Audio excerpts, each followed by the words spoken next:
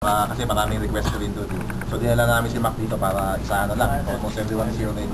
Pakiusap lang namin, since there's still a security issue, with Mac and Coach Glenn and someone and myself, we will not answer any questions regarding the shooting incident. Okay, his recovery, his condition and everything is okay. We will answer everything. So wag lang natin pag-usapan sana yung incident mismo. Coach. Masasabi, para ako nabunutan ng tinig. Siyempre, we couldn't patch up sa NU because they're using their 3 big man. So, nahirapan talaga kami. So, luckily, we executed down the stretch. So, we're happy. We're happy that we're in the Final Four riding. Siyempre, natutuwa. But what did you decide to feel Baraka Airlines considering hindi ang money? Again. Why did you feel Baraka Airlines? Bakit mo ginamit sila? Siguro, siyempre, gusto ko lang ma-feel niya yung laro ulit. Pero alam ko naman hindi pa siya 100%. So, ang hingin ko lang sa kanya, 2 or 3 minutes, okay na sa kanya. Mag-contribute lang siya sa akin on defense and rebounding. How long has he been practicing with the team? Almost 2 weeks na siguro. So, 1 week conditioning, tapos 1 week na... Just to give a background, 2.5 weeks ago, the pulmonary tests were Mac went to pulmonary tests. At that time, he was cleared to return to sports, meaning his lungs was already there, just back to normal. That was 2.5 weeks ago. Okay, so nung nangyari yon, he was undergoing rehab by himself because he could not still do any contact drills because of the fractured ribs. Okay, so ang diagnosis is the ribs would heal 1 to 2 weeks. That was 2 weeks ago. Last Monday, Mac finally went through full contact practices, meaning fully healed na yung ribs niya.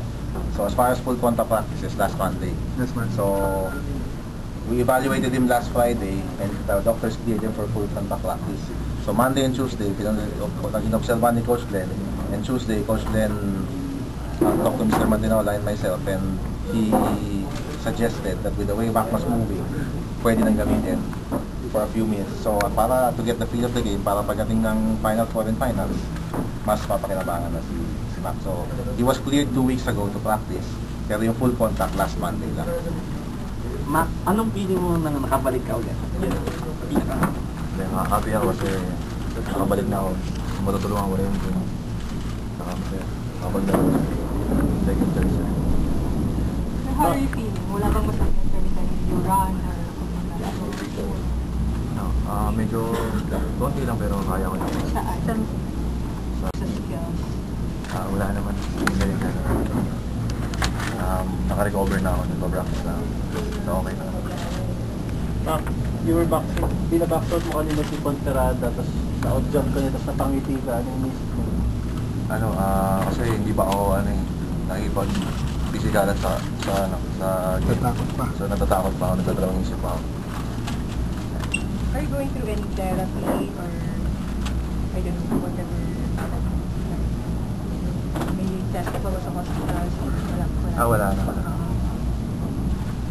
Ano pa kanda mo na na-shoot yung champion? Ano yung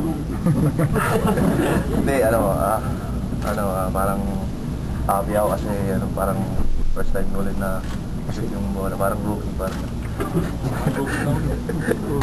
Anong unang reaksyon ng mga teammates mo nung nakita kanina? Nag-practice?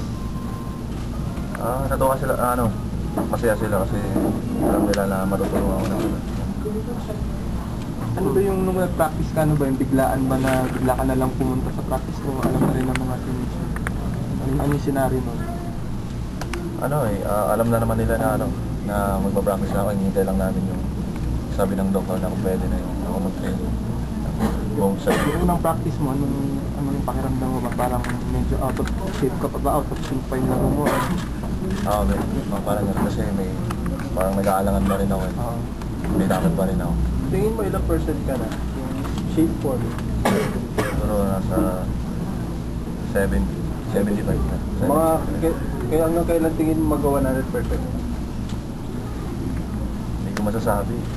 Depende pa sa shape ng katawan. Are you practicing the same hours as the rest of the team? Nag-weights ka din? Since Monday? Mac, anong dahilan ba't parang ang bilis ng recovery niyo? Meron bang anong... Hindi katulad sa akin, matanda. Hindi, May guidance ka ba sa... Dito, ano ko lang talaga na, inisip ko talaga na, kailangan ko makabalik kasi para sa future ko rin. Sila-share ko na ngayong season. So inisip ko na kailangan kong matulungan yung team yung matapos yung maganda yung season namin. Meron din, may konting swerte rin because the bullet went between two ribs. Kung dumiretso sa isang rib, definitely out for the season. Dahil 4 or 5 months yan. It went between the ribs. Tinamaan dalawa, pero daplis lang pa rin.